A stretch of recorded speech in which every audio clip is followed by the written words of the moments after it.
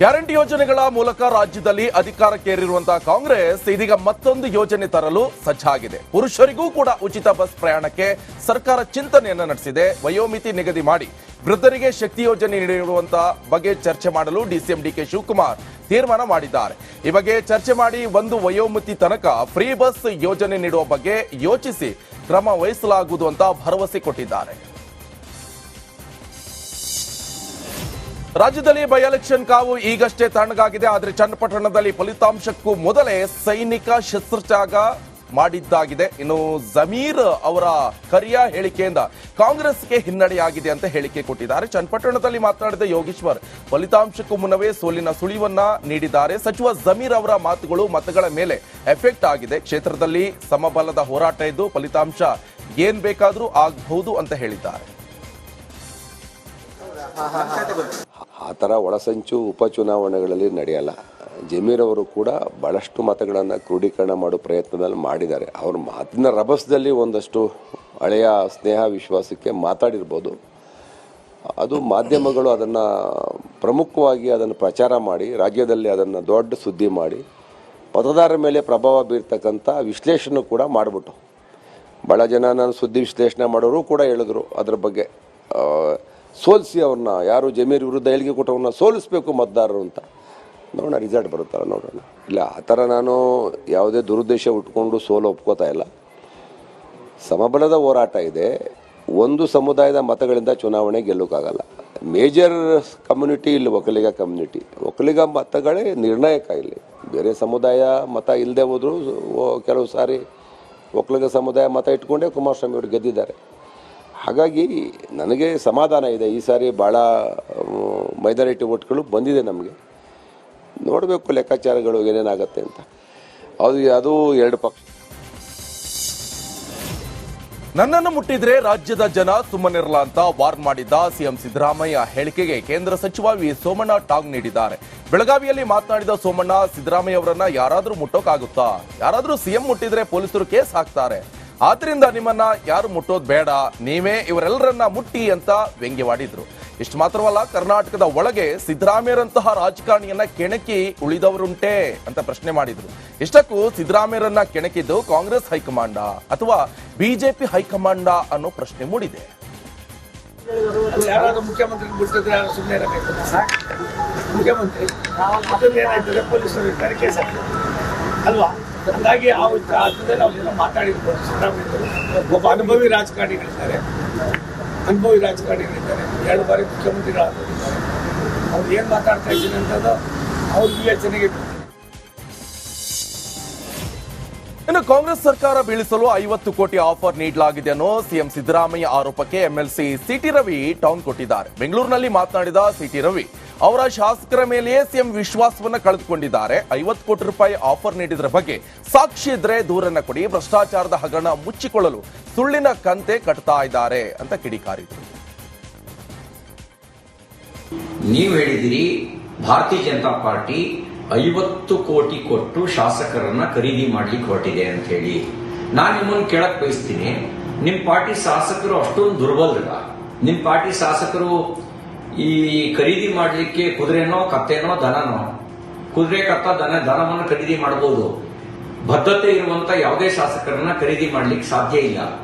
ನನಗನ್ಸುತ್ತೆ ನಿಮ್ಮ ಆರೋಪ ಅದು ಆಧಾರ ಇಲ್ಲದ ಆರೋಪ. ನಿಮ್ಮ ಆರೋಪಕ್ಕೆ ಏನಾದರೂ ಆಧಾರ ಇದ್ರೆ ನಾನು ನಿಮಗೆ ಪ್ರಶ್ನೆ ಮಾಡ್ಲಿಕ್ಕೆ ಬಯಸ್ತೇನೆ. ಯಾರು ಖರೀದಿ ಮಾಡ್ಲಿಕ್ಕೆ ಪ್ರಯತ್ನ ಪಟ್ರು? ಯಾರನ್ನ ಖರೀದಿ ಮಾಡ್ಲಿಕ್ಕೆ ಪ್ರಯತ್ನ ಪಟ್ರು?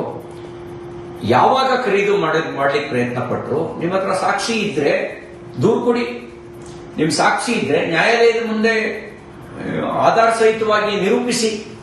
ಅದು ಬಿಟ್ಟು ಮುಖ್ಯಮಂತ್ರಿ ಸ್ಥಾನದಲ್ಲಿ ಇದ್ದು ಆ ಸ್ಥಾನದ ಜವಾಬ್ದಾರಿಯನ್ನ ಮರೆತು ಕೇವಲ ಆರೋಪ ಮಾಡ್ತಕ್ಕಂಥದ್ದು ಇದು ರಾಜಕೀಯ ಪ್ರೇರಿತ ಮತ್ತು ಬಿಜೆಪಿಯ ಮೇಲೆ ತಪ್ಪು ಅಭಿಪ್ರಾಯ ಹುಟ್ಟಿಸೋದಕ್ಕೆ ನೀವು ಮಾಡ್ತಿರ್ತಕ್ಕ.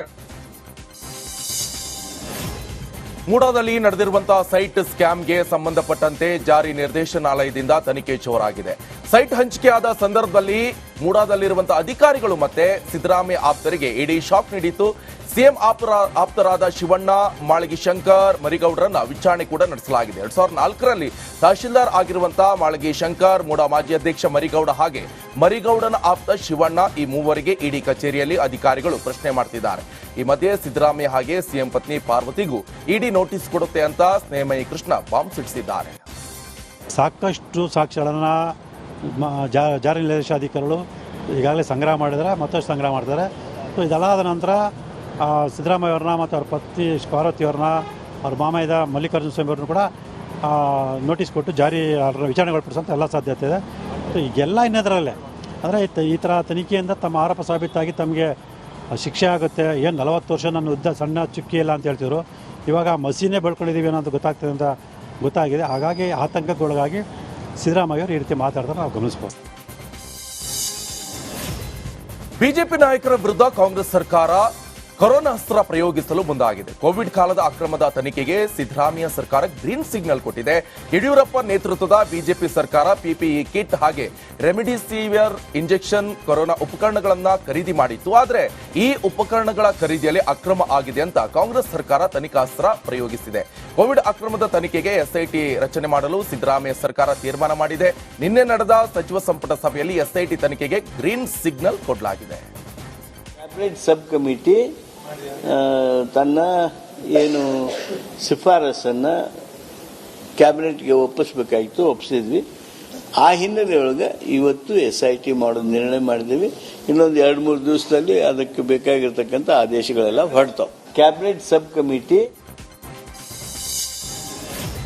ಸಂವಿಧಾನ ಶಿಲ್ಪಿ ಅಂಬೇಡ್ಕರ್ ಅವರನ್ನ ಅವಮಾನಿಸಿದ ಕಾಂಗ್ರೆಸ್ ನಾಯಕ ಜಂಬೀರ್ ಖಾದ್ರಿಯನ್ನ ಬಯೋಭರದಲ್ಲಿ ಬಿಜೆಪಿ ಶಾಸಕ ಬಸವನಗೌಡ ಪಾಟೀಲ್ ಯತ್ನಾಳ್ ಹೊಸ ವಿವಾದವನ್ನ ಸೃಷ್ಟಿಸಿದ್ದಾರೆ. ಗಾಂಧಿಗೆ ಮಹಾತ್ಮ ರಾಷ್ಟ್ರಪಿತ ಅನ್ಬೇಡಿ, ದೇಶಕ್ಕೆ ಅಪ್ಪ ಇರ್ತಾರಾ ಅನ್ನೋ ಮಾತುಗಳನ್ನಾಡಿ ಹೊಸ ವಿವಾದಕ್ಕೆ ನಾಂದಿ ಹಾಡಿದ್ದಾರೆ. ಅಂಬೇಡ್ಕರ್ ವಿಚಾರ ಓದಿಲ್ಲ ನಮ್ಮ ಜನ, ಅದೇ ದುರ್ದವಿ ದೇಶದ್ದು. ಬರೀ ಗಾಂಧಿ ಬೆನ್ ಹತ್ತಾರ ನಾವು ಮಾಡು. ಗಾಂಧಿಗಿಂತ ಶ್ರೇಷ್ಠ ಮನುಷ್ಯ ಅಂಬೇಡ್ಕರ್ ಅವಾಗ ಹೇಳಿದ್ರು, ಈ ಮಹಾತ್ಮನ ಅನ್ಬೇಡ್ರಿ, ರಾಷ್ಟ್ರಪಿತ ಅನ್ಬೇಡ್ರಿ ಅಂತ ಹೇಳಿ. ರಾಷ್ಟ್ರಪಿತ ಹೆಂಗೆ ಆಗ್ತಾನೆ ರೀ? ದೇಶಕ್ಕೆ ಗಂಡಿರ್ತಾನ ಹಂಗೆ ಅದನ್ನ ಅಂಬೇಡ್ಕರ್ ಹೇಳ್ಯಾರ, ನಾ ಅಲ್ಲ. ನೀವು ಮತ್ತೆ ವಿವಾದಾತ್ಮಕ ಹೇಳಿಕೆ ಅನ್ಬೇಡ್ರಿ, ಮರ್ಯಾದೆ ಇಲ್ಲ ಅವನಿಗೆ. 1 ವರ್ಷ ಕಳೆದ ಒಂದೇ ವರ್ಷದಲ್ಲಿ ಚುನಾವಣೆಗಳು, ರಾಜಕೀಯ ತಂತ್ರ ಪ್ರತಿತಂತ್ರಗಳು, ಅಭಿಯಾನ, ಜನಪರ ಅಹೋರಾತ್ರಿ ಹೋರಾಟಗಳು, ಪಾರದರ್ಶಕ ವರದಿಗಾರಿಕೆಯ ಪಣ ತೊಟ್ಟು ಮುನ್ನಡೆದಿದ್ದೇವೆ. 1 ವರ್ಷದ ಸಂಭ್ರಮದ ಜೊತೆಗೆ ಜವಾಬ್ದಾರಿ ಕೂಡ ಹೆಚ್ಚಾಗಿದೆ. ಮತ್ತಷ್ಟು ಮುನ್ನುಗ್ಗಿ ಜನಪರ ನಿಲ್ಲುವ ಉತ್ಸಾಹ ಕೂಡ ಹೆಚ್ಚಿದೆ. ಯಾಕಂದ್ರೆ ಇದು ರಿಪಬ್ಲಿಕ್ ಕನ್ನಡ, ನಿಮ್ಮದೇ ಧ್ವನಿ. 1 ವರ್ಷದ ನಿರ್ಭೀತ ಪತ್ರಿಕೋದ್ಯಮ ರಿಪಬ್ಲಿಕ್ ಕನ್ನಡ, ಇದು ನಿಮ್ಮ ಧ್ವನಿ.